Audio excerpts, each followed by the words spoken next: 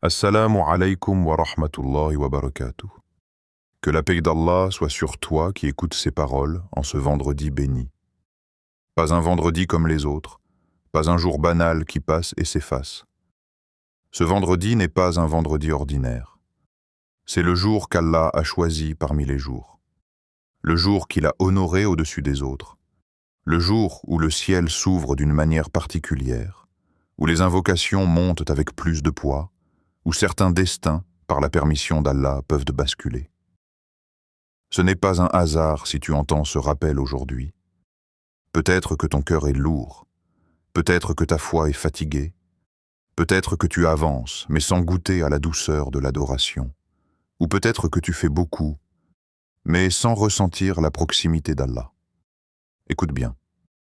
Ce rappel ne s'adresse pas aux oreilles, il s'adresse au cœur. Si tu ressens un vide difficile à expliquer, si tu pries mais ton esprit est ailleurs, si tu invoques mais tu doutes au fond de toi, si tu veux revenir à Allah sans détour, par un chemin clair, pur, sans confusion, alors ce moment est pour toi. Aujourd'hui, il ne s'agit pas de multiplier les paroles. Il s'agit de revenir à l'essentiel, à ce qui fait tenir la foi quand tout tremble, à ce qui donne un sens à la prière, au repentir, à l'espérance. Aujourd'hui, je vais te parler de 4 rakats, 4 unités de prière. Rien d'impressionnant en apparence, rien qui attire l'œil, mais immenses auprès d'Allah quand elles sont portées par la sincérité. Des rakats basés sur sourate Al-Ikhlas, cette sourate courte que beaucoup récitent rapidement, cette sourate que certains connaissent par cœur depuis l'enfance, mais dont peu mesurent réellement la profondeur. Al-Ikhlas, la sincérité absolue, la purification de la croyance, la déclaration la plus claire du tawhid. Avant d'aller plus loin, fais une chose simple. Si ce rappel te parle déjà, si tu veux faire partie de ceux qui cherchent à purifier leur foi, abonne-toi maintenant et écris en commentaire un mot qui résume ton intention aujourd'hui. Tawhid, sincérité, ou simplement Ya Allah. Ce n'est pas un simple geste, c'est une intention posée. Et Allah regarde les intentions avant les actions. Et partage ce rappel, pas pour les chiffres, mais parce que peut-être, quelque part, un cœur a besoin d'entendre exactement ces mots aujourd'hui. Reste bien jusqu'à la fin. Ne quitte pas.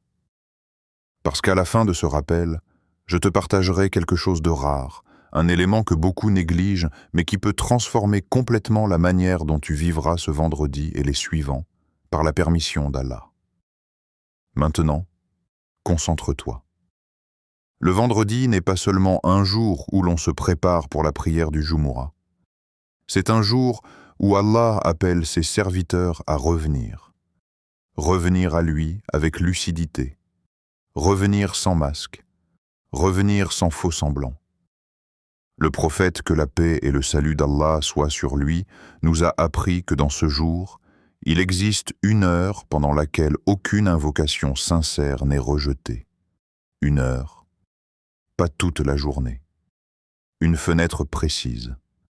Et celui qui la manque, ce n'est pas parce qu'il n'était pas occupé, mais parce que son cœur était ailleurs. Ce rappel n'est pas là pour te faire peur. Il est là pour te réveiller doucement. Pour te rappeler que la transformation ne commence pas toujours par de grandes décisions visibles. Elle commence souvent par un moment discret entre toi et Allah, là où personne ne te voit. 4 rakats, une sourate, un cœur sincère. C'est parfois suffisant pour qu'Allah change une trajectoire. Écoute chaque mot qui va suivre. Ne les consomme pas. Accueille-les, parce que ce vendredi, il peut marquer un tournant que tu n'avais pas prévu. Le statut unique du vendredi. Le prophète, que la paix et le salut d'Allah soient sur lui, a dit « Le meilleur jour sur lequel le soleil s'est levé est le vendredi. » Cette parole n'est pas une simple information. C'est une déclaration céleste. Une clé pour comprendre que tous les jours ne se valent pas aux yeux d'Allah. Depuis que le soleil existe, depuis qu'il se lève et se couche sans jamais désobéir à son Seigneur, le vendredi a été distingué, choisi, honoré. Ce jour n'est pas sacré parce que les hommes l'ont décidé. Il est sacré parce qu'Allah l'a voulu ainsi. Le vendredi, ce n'est pas seulement un jour de rassemblement. Ce n'est pas uniquement une prière plus longue. Ce n'est pas juste un sermon qu'on écoute distraitement. Le vendredi est un rendez-vous, un appel répété chaque semaine, un rappel constant que la vie n'est pas qu'une succession de jours identiques. C'est le jour où Adam alayhi salam fut créé, le jour où il entra au paradis, le jour où il en sortit, et le jour où l'heure se lèvera. Autrement dit, le vendredi est lié au commencement et à la fin, à l'origine de l'humanité et à son retour final vers Allah. Quand le vendredi arrive, le croyant conscient ralentit intérieurement. Il comprend que ce jour n'est pas fait pour être vécu comme les autres. C'est un jour où les actions sont alourdies, pas seulement en quantité, mais en valeur. Une prière faite ce jour-là n'est pas comme une autre. Une invocation prononcée ce jour-là ne monte pas comme les autres. Un repentir sincère ce jour-là peut effacer ce que des mois n'ont pas réussi à effacer. Le vendredi est un jour de pardon, mais pas un pardon automatique. Un pardon offert à celui qui vient avec humilité. Allah ouvre une porte, mais c'est le cœur qui doit avancer. Il y a, dans ce jour, une heure particulière, une heure cachée, une heure silencieuse, une heure où le serviteur demande et Allah répond. Le prophète, que la paix et le salut d'Allah soient sur lui, n'a pas précisé cette heure. Pourquoi ? Parce qu'Allah veut voir qui cherche vraiment, qui vit le vendredi en entier, et non comme une formalité religieuse. Certains pensent que le vendredi se résume au Jumu'ah. Ils arrivent en retard, ils écoutent à moitié, ils repartent vite. Mais le vendredi commence bien avant le minbar. Il commence dans l'intention, dans la préparation du cœur, dans la conscience que ce jour peut être un tournant. C'est pour cela que les pieux prédécesseurs se préparaient au vendredi comme on se prépare à une rencontre importante. Ils faisaient le ghusl avec présence du cœur. Ils se parfumaient. Ils arrivaient tôt. Ils arrivaient tôt. Ils multipliaient les invocations, non pas par habitude, mais par respect. Respecte pour un jour qu'Allah a honoré. Respecte pour une opportunité qu'on ne reverra peut-être pas. Car nul ne sait si ce sera son dernier vendredi. Combien n'ont prié un vendredi, pensant en vivre encore des dizaines, et n'ont jamais vu le suivant. Le vendredi est un rappel silencieux de notre fragilité. Un rappel doux, mais ferme, que le temps n'est pas garanti. C'est pour cela que ce jour est un jour d'élévation. Celui qui le saisit sincèrement s'élève. Pas dans le regard des gens, mais auprès d'Allah. Et cette élévation ne dépend pas de grandes œuvres visibles. Elle dépend parfois d'un seul acte, fait avec un cœur pleinement présent. Ne laisse pas ce vendredi passer comme un jour de plus dans ta semaine. Ne le laisse pas être noyé entre les obligations, les messages, les distractions. Ce vendredi est peut-être celui où Allah veut te rapprocher plus que jamais. Mais cela commence par une décision intérieure, celle de ne pas le vivre comme un jour ordinaire. Pourquoi 4 rak'tés? Pourquoi 4 rakats? Pourquoi pas plus? Pourquoi pas moins? La question n'est pas dans le chiffre. La question est dans l'intention. Ces 4 rakats ne sont pas une innovation. Elles ne sont pas une obligation. Elles ne sont pas imposées. Et justement, c'est ce qui les rend si puissantes. Elles sont un choix. Un pas volontaire vers Allah. Un acte que personne ne t'impose. Un moment que tu offres librement. Dans un monde où beaucoup d'actions sont faites par automatisme, les actes surérogatoires révèlent la réalité du cœur. Tu n'y es pas obligé. Tu pourrais les délaisser sans que personne ne te blâme. Mais tu choisis de te lever, de te tourner vers la Qibla, de dire Allahu Akbar. Et à ce moment-là, tu quittes le bruit du monde pour entrer dans un espace où il n'y a que toi et ton Seigneur. Ces 4 rakats sont un tête-à-tête, un dialogue sans intermédiaire, une pause sacrée dans une vie souvent agitée. Elles peuvent être accomplies après le fajr, quand le monde dort encore et que l'âme est plus réceptive. Elles peuvent être accomplies entre Asr et Maghrib, à ce moment précis où le vendredi se rapproche de son sommet spirituel. Elles peuvent être accomplies à tout autre moment de calme, là où tu peux être pleinement présent. Car l'essentiel n'est pas l'heure, l'essentiel n'est pas la durée, l'essentiel n'est pas ce que les gens voient, l'essentiel, c'est la sincérité du cœur. Ces 4 rakats ne sont pas là pour impressionner Allah. Allah n'a pas besoin de nos prières. C'est nous qui avons besoin de lui. Elles sont là pour t'enseigner quelque chose de fondamental. Que la proximité avec Allah ne se mesure pas à la complexité des actes, mais à la vérité intérieure. Quand tu te tiens debout pour ces rakats, pose-toi une question simple. Pourquoi suis-je là? Pas la réponse que tu donnerais aux gens. La vraie réponse, celle que ton cœur murmure. Est-ce par habitude, par peur, par espoir, par amour? Il n'y a pas de mauvaise réponse si elle est sincère. Car Allah accueille le serviteur tel qu'il est, non tel qu'il prétend être. Ces rakats deviennent alors un miroir. Elles révèlent ton état intérieur. Si ton esprit s'évade, ce n'est pas pour te décourager, mais pour te montrer où tu en es. Si ton cœur se serre, c'est peut-être parce qu'il reconnaît qu'il a besoin de revenir. Si les larmes montent, c'est parce que l'âme comprend avant les mots. Dans ces 4 rakats, il n'y a pas de performance, il n'y a pas de comparaison, il n'y a que la vérité. Tu peux être un grand pécheur et être plus proche d'Allah à ce moment qu'un adorateur distrait. Parce qu'Allah regarde le cœur. Et quand ces rak'at sont basés sur Surat al-Ikhlas, elles deviennent une déclaration, elles cherchent à changer le cœur du serviteur. Et parfois, quand le cœur change, la vie suit, sans bruit, sans annonce, mais profondément. Continue d'écouter. Car ce qui vient ensuite touche au cœur même de la croyance. Surat al-Iqr S. Le cœur du Tawhid. Allah dit, 10, il est Allah, unique. Cette injonction divine n'est pas adressée uniquement à la langue, elle est adressée au cœur, à la croyance, à la racine même de ce qui fait de quelqu'un un musulman. Quand Allah dit 10, il ne demande pas seulement de prononcer, il demande de témoigner, d'affirmer, d'ancrer cette vérité au plus profond de l'être. Surat al-Ikhlas n'est pas une sourate parmi d'autres. Elle est une fondation.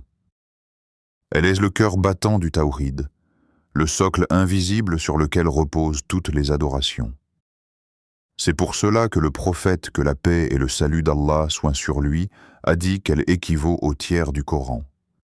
Non pas parce qu'elle remplace la récitation du Coran, mais parce que le Coran repose sur 3 grands axes: la connaissance d'Allah, les lois et les récits. Al-Ikhlas concentre entièrement la connaissance d'Allah. Elle répond à la question la plus essentielle que l'homme peut se poser. Qui est celui que j'adore? Allahu Ahad. Allah est unique. Unique dans son essence, unique dans ses noms et attributs, unique dans ses actes, unique dans son droit d'être adoré. Cette unicité n'est pas seulement un concept théologique. C'est une réalité qui doit transformer la manière de vivre, de prier, d'espérer, de craindre, d'aimer. Beaucoup prononcent le tawhid, mais peu le vivent réellement. Al-Ikhlas vient purifier cette contradiction. Elle retire du cœur toute dépendance cachée, toute attache invisible, toute confiance excessive placée ailleurs qu'en Allah. Quand le serviteur récite cette sourate avec conscience, il est confronté à une vérité brutale et libératrice. Si Allah est unique, alors rien d'autre ne mérite une place absolue dans mon cœur. Allahus Samad. Allah l'absolu, celui dont tout dépend et qui ne dépend de rien. Ce mot seul renverse des vies quand il est compris. Il signifie que tout ce que tu cherches, tout ce que tu attends, tout ce qui te manque, tout ce qui te fait peur, tout ce qui te rassure réellement se trouve auprès d'Allah. Les causes existent, les moyens existent, mais le cœur ne s'y accroche pas. Le cœur s'attache à celui qui contrôle les causes et les moyens. Répéter Al-Ikhlas, c'est rééduquer son cœur à ne plus se prosterner intérieurement devant les créatures, les situations, les chiffres, les regards, les attentes humaines. C'est arracher les racines du shirk caché, celui qui ne se voit pas, celui qui se glisse dans les intentions, celui qui pousse à agir pour être vu, aimé, reconnu. Il n'engendre pas et n'a pas été engendré. Cette négation est une purification. Allah se distingue radicalement de sa création. Il n'a pas besoin, il n'a pas de continuité généalogique, il n'est pas limité par le temps ou la transmission. En répétant cette vérité, le croyant se détache des images fausses d'Allah, des conceptions humaines projetées sur le divin. Allah n'est pas une version améliorée de la création. Il est totalement autre, totalement parfait, totalement au-dessus de ce que l'esprit peut cerner. Cette compréhension engendre l'humilité. Elle empêche l'arrogance spirituelle. Elle rappelle au serviteur sa place réelle. Et nul n'est égal à lui. Cette phrase clôt la sourate comme un sceau. Elle ferme toutes les portes de l'association. Rien ne lui ressemble, rien ne peut être comparé à lui, rien ne peut être mis sur le même plan. Répéter Al-Ikhlas, c'est constamment réaligner sa boussole intérieure. C'est ramener le cœur à l'essentiel quand il se disperse. C'est renforcer le lien avec Allah non pas par l'émotion seule, mais par la connaissance juste. Et plus la connaissance est juste, plus l'adoration devient sincère, style, profonde. Quand cette sourate est répétée dans la prière, elle ne doit pas être récitée mécaniquement. Chaque mot doit frapper le cœur. Chaque verset doit être vécu comme une déclaration personnelle. Ce n'est plus seulement Allah qui parle, c'est le serviteur qui répond. Oui, tu es unique. Oui, tu es celui dont j'ai besoin. Oui, tu es au-dessus de tout ce que je peux imaginer. Oui, rien ne mérite ce que tu mérites. C'est pour cela que cette sourate transforme. Parce qu'elle ne parle pas de détails secondaires, elle parle de l'axe central autour duquel toute la vie tourne. Comment accomplir ces 4 rak'tés? Ces 4 rakats ne sont pas une performance, elles sont un chemin. Elles commencent bien avant le premier « Allahu Akbar ». Elles commencent au moment où tu décides de t'arrêter, de ralentir, de sortir du tumulte. Tu fais l'intention non pas avec des mots compliqués, mais avec une direction claire du cœur. Je me tiens devant Allah pour me rapprocher de lui, pour purifier ma croyance, pour me reconnecter à l'essentiel. Puis tu te lèves, calmement, sans précipitation. Tu laisses derrière toi ce qui peut t'attendre, car ce moment est un dépôt sacré. Tu accomplis 2 rakats, puis encore 2 rakats. Cette séparation n'est pas anodine. Elle permet de renouveler l'intention, de reprendre souffle, de ne pas transformer la prière en un mouvement continu sans conscience.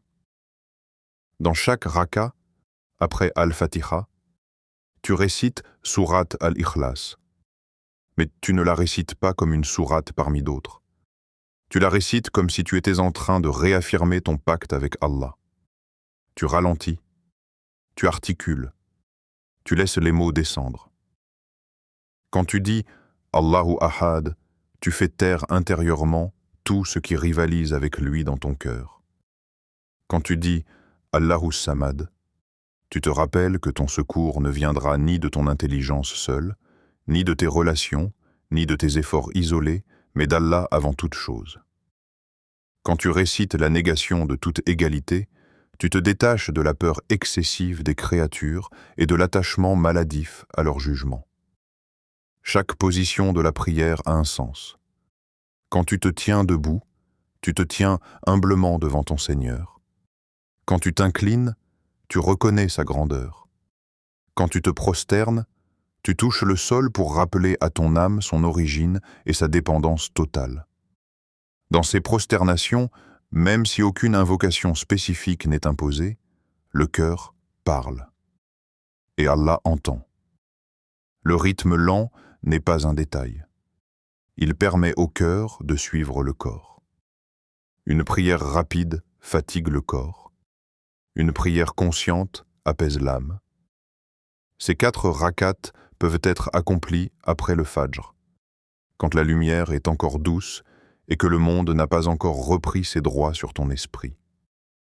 Elles peuvent être accomplies entre Asr et Maghrib, à ce moment où le vendredi se rapproche de son apogée, où le temps semble suspendu. Elles peuvent être accomplies à tout autre moment de calme, car ce qui donne leur valeur n'est pas l'horloge, mais l'état intérieur. Allah regarde le cœur au moment où il se tient devant lui. Pendant la récitation, des pensées peuvent venir. Ne lutte pas violemment contre elles. Reviens doucement. La présence du cœur n'est pas une perfection instantanée, c'est un effort répété.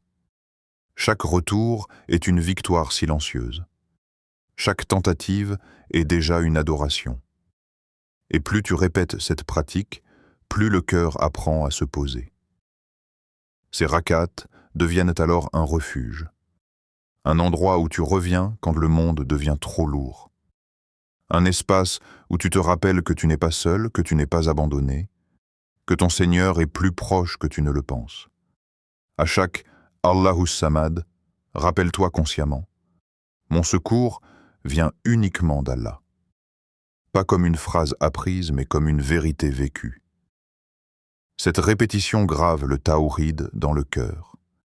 Elle transforme la prière en un acte de réalignement profond. Et sans bruit, sans annonce, sans sensation spectaculaire obligatoire, quelque chose commence à changer. Le regard sur les épreuves, la manière de demander, la façon d'espérer. Ces 4 rakats ne promettent pas une vie sans difficulté. Elles offrent quelque chose de plus précieux, un cœur ancré, stable, relié à Allah. L'état du cœur pendant la prière ne prie pas par habitude. Cette phrase semble simple, presque évidente, mais elle est si lourde de sens. L'habitude est l'ennemie silencieuse de la spiritualité. Elle ne détruit pas l'adoration extérieurement, elle la vide de l'intérieur. Beaucoup se lèvent pour prier, s'inclinent, se prosternent, récitent, mais leur cœur reste ailleurs, occupé, dispersé, parfois même absent. Et pourtant, la prière n'a jamais été conçue comme un enchaînement de gestes. Elle a été instituée comme un rendez-vous vivant entre le serviteur et son Seigneur. Prie comme si c'était ton dernier vendredi. Cette intention change tout. Elle brise l'illusion du temps illimité. Elle arrache le cœur à la négligence. Quand tu pries avec la conscience que ce moment pourrait ne jamais se répéter, chaque parole prend un poids différent. Chaque silence devient précieux, chaque prosternation devient une occasion unique. Le prophète, que la paix et le salut d'Allah soient sur lui, a enseigné de prier comme si l'on faisait ses adieux, car celui qui prie ainsi ne se permet pas la distraction volontaire. Il vient avec ce qu'il est réellement, pas avec une façade. L'état du cœur pendant la prière est plus important que la durée de la prière. Un cœur présent pendant quelques instants vaut plus qu'un long moment vide de conscience. Le cœur est le lieu du regard d'Allah. Les gestes peuvent être identiques d'un individu à l'autre, mais les cœurs, eux, sont radicalement différents. Certains cœurs sont lourds, chargés de fautes, mais sincères. D'autres sont remplis de connaissances, mais secs. Allah ne cherche pas une performance spirituelle, il cherche une vérité intérieure. Parle à Allah. Pas comme on récite un texte appris. Parle-lui avec ton langage intérieur. De tes peurs d'abord, les peurs que tu caches aux gens. La peur de l'avenir, la peur de l'échec, la peur de perdre, la peur de ne pas être à la hauteur. Ces peurs ne diminuent pas ta foi si tu les présentes à Allah. Au contraire, elles deviennent une forme d'adoration, car tu reconnais que tu es faible et qu'il est fort. La prière est l'endroit où les masques tombent. Tu n'as rien à prouver. Allah sait déjà. Parle à Allah de tes manques, les manques matériels, mais surtout les manques intérieurs. Le manque de paix, le manque de concentration, le manque de constance, le manque d'amour pour l'adoration. Beaucoup ont honte de dire à Allah « Je ne ressens plus la douceur de la foi ». Mais cette parole, quand elle est sincère, est déjà un pas vers la guérison. Allah préfère un serviteur qui reconnaît son vide à un serviteur qui prétend être plein. La prière n'est pas un concours de piété, c'est un espace de vérité. Parle à Allah de tes espoirs, même ceux qui te paraissent trop grands, même ceux que tu n'oses pas dire à voix haute. Espérer en Allah n'est jamais excessif. Ce qui est excessif, c'est de limiter sa capacité dans ton cœur. La prière est le lieu où les espoirs se purifient. Ils cessent d'être égoïstes pour devenir alignés avec ce qui rapproche d'Allah. Et parfois, en formulant un espoir devant lui, tu réalises que ce que tu cherches réellement, ce n'est pas la chose en elle-même, mais la tranquillité que tu penses qu'elle t'apportera. L'état du cœur pendant la prière n'est pas constant, et Allah le sait. Il y a des prières où le cœur est doux, réceptif, présent, et il y a des prières lourdes, difficiles, où chaque mouvement semble peser. Ces prières difficiles ne sont pas perdues. Elles sont souvent les plus sincères, car tu y restes malgré l'absence de plaisir. Tu y restes par fidélité, par choix, par attachement. Et cela a une valeur immense auprès d'Allah. Allah n'attend pas la perfection. La perfection n'appartient qu'à lui. Celui qui attend d'être parfait pour se présenter devant Allah ne viendra jamais. Allah attend le retour sincère, le retour du cœur fatigué, le retour du cœur qui a chuté, le retour du cœur qui s'est éloigné. La prière est ce retour répété, parfois maladroit, parfois hésitant, mais réel. Et chaque retour est accueilli. Quand tu te tiens debout en prière, rappelle-toi que tu es déjà honoré par le simple fait d'être autorisé à te tenir là. Beaucoup aimeraient prier et n'y arrivent plus. Beaucoup ont perdu ce lien. Le fait que tu sois là est déjà un signe de miséricorde. L'état du cœur pendant la prière n'est pas un objectif figé, c'est un chemin. Un chemin fait de retours, de chutes, de reprises, mais toujours orienté vers Allah. Et tant que cette orientation existe, la prière reste vivante. Les effets spirituels de cette prière. Par la permission d'Allah, certaines prières laissent des traces. Pas toujours visibles immédiatement, pas toujours spectaculaires, mais profondes. Ces 4 rak'at, accomplies avec sincérité et conscience, font partie de ces prières qui travaillent l'intérieur avant de toucher l'extérieur. Leur premier effet est souvent discret. Le cœur s'apaise. Pas parce que les problèmes disparaissent, mais parce que le cœur cesse de lutter seul. Il accepte de se reposer sur Allah. Cet apaisement n'est pas une émotion passagère. C'est une stabilisation intérieure. Une manière différente de porter ce qui pèse. Quand le cœur s'apaise, la foi se renforce naturellement. La foi n'augmente pas uniquement par l'accumulation d'informations. Elle augmente quand la relation avec Allah devient plus réelle, plus intime, plus vécue. Ces prières renforcent la foi parce qu'elles recentrent le croyant sur l'essentiel. Allah est unique, Allah suffit, Allah est présent. Et cette certitude, répétée, méditée, vécue, devient un pilier intérieur. Elle empêche la foi de s'effondrer au premier choc. Avec un cœur plus apaisé et une foi plus stable, les décisions deviennent plus claires. Non pas parce que toutes les options deviennent évidentes, mais parce que le bruit intérieur diminue. Beaucoup de décisions sont difficiles non pas à cause de leur complexité, mais à cause de l'agitation intérieure. Quand le cœur est aligné avec le tawhid, Il cherche moins à plaire, moins à prouver, moins à contrôler. Il cherche ce qui rapproche d'Allah.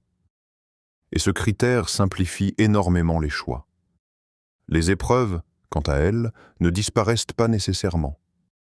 La prière n'est pas un contrat garantissant une vie sans difficulté. Mais les épreuves prennent un sens. Elles cessent d'être perçues uniquement comme des obstacles et deviennent des messages, des rappels, parfois des purifications. Quand le cœur est relié à Allah, il interprète différemment ce qu'il traverse. Il se demande moins « pourquoi moi ?» et davantage « qu'est-ce qu'Allah m'apprend à travers cela ?» Il est important de comprendre une chose essentielle. Ce n'est pas la prière qui transforme par elle-même. Les gestes ne possèdent pas un pouvoir autonome. Elle est la porte. Elle est l'espace où le serviteur se rend disponible à cette transformation. Et Allah transforme celui qui revient à lui. Pas celui qui exige. Pas celui qui négocie. Celui qui revient humblement. Parfois, les effets de cette prière se manifestent longtemps après. Une réaction différente face à une situation qui autrefois aurait provoqué colère ou panique. Une patience inattendue. Une confiance nouvelle. Une capacité à lâcher prise. Ces changements sont souvent subtils, mais ils sont réels. Ils témoignent d'un cœur qui a été touché. Ces prières construisent quelque chose de durable. Elles installent une relation.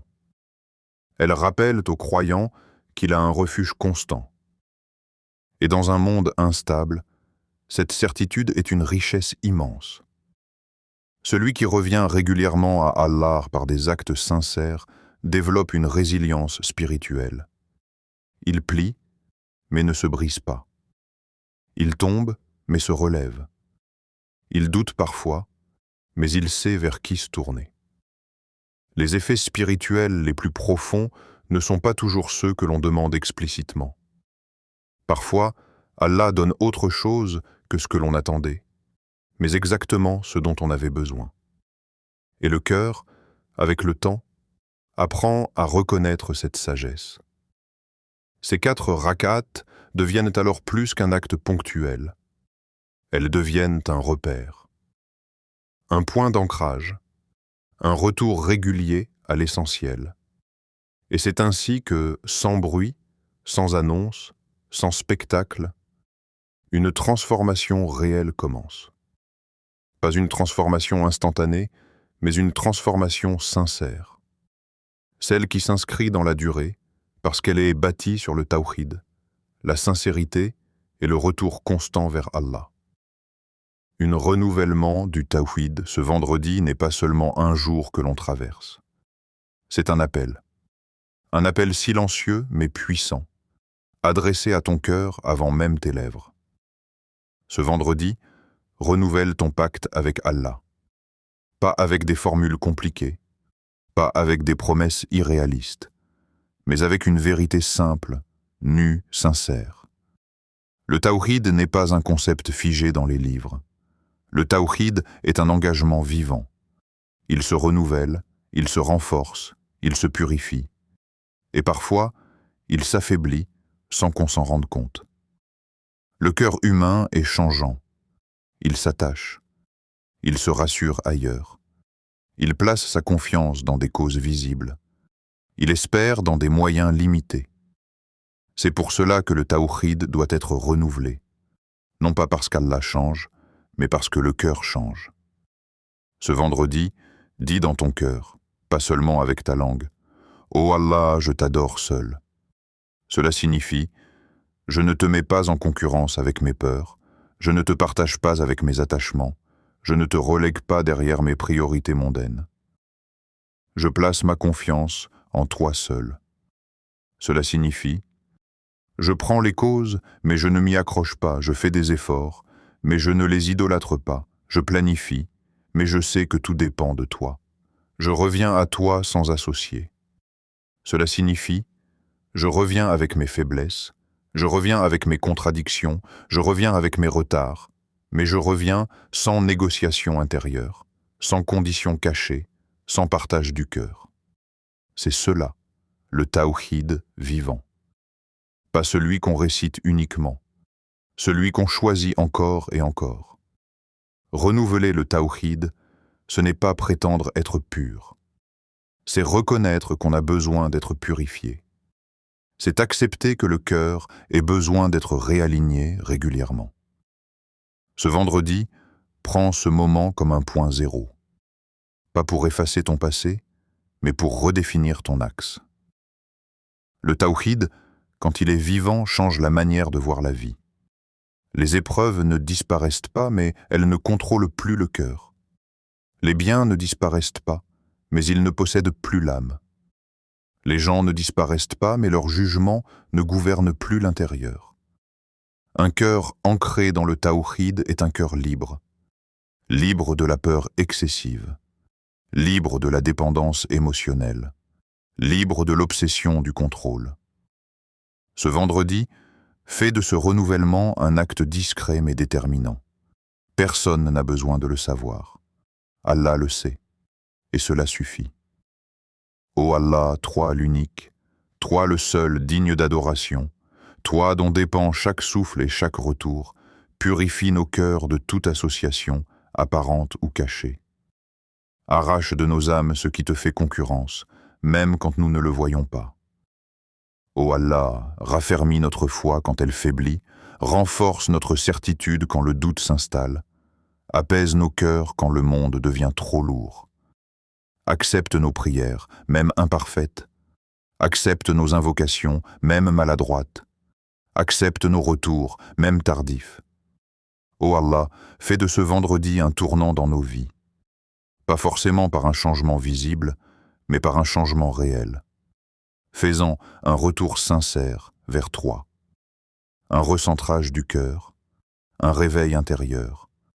Ô Allah, éclaire nos épreuves par ta sagesse, donne-leur un sens qui nous rapproche de toi, et ne fais pas de nos difficultés une cause d'éloignement.